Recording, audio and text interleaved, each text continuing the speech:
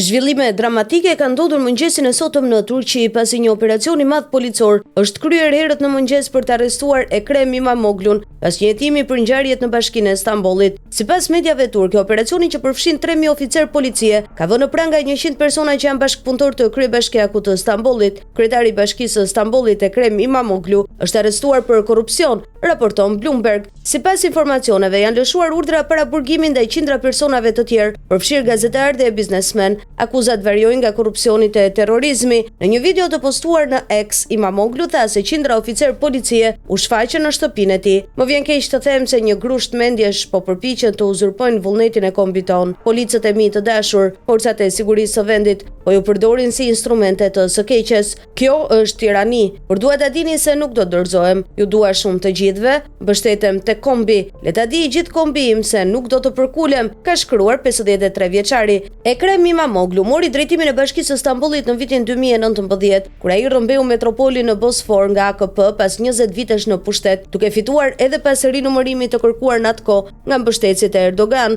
Një vit më parë ai fitoi për herë të dytë duke konkuruar i vetëm kundër kandidatit të AKP-s, fitoret që e kanë bërë atë ndër kandidatët më të besueshëm për të sfiduar dominimin e presidentit Recep Erdogan dhe një nga miqtë e tij kryesor. Sipas një deklarate të prokurorisë së Stambollit për hetimin e parë, gjithsej 100 persona, përfshirë gazetarë dhe biznesmen, dyshohet se janë të përfshirë në aktivitete kriminale në lidhje me tenderat e caktuar të dhënë nga Bashkia. Në hetimin e dytë përfshihet İmamoğlu dhe 6 të tjerë për ndihmë ndaj Partisë së Punëtorëve të Kurdistanit, e cila konsiderohet një organizatë terroriste nga Turqia dhe aleatët e saj perëndimor. Ndalimi erdhi një ditë pasi Universiteti i Stambollit anuloi diplomën e İmamoğlu't me pretendimin se është false. Sipas universitetit, diploma përmban gabime të dukshme. Diploma nga Universiteti Amerikan Gurney në Qipron Veriore e lejoi atë të regjistrojë në Universitetin e Stambollit në vitin 1990, por që mund të mos konsiderohet e vlefshme në Turqi. Marrja e diplomës universitare është një nga kërkesat për të kandiduar për president të Republikës dhe İmamoğlu kishte shpallur tashmë synimin e tij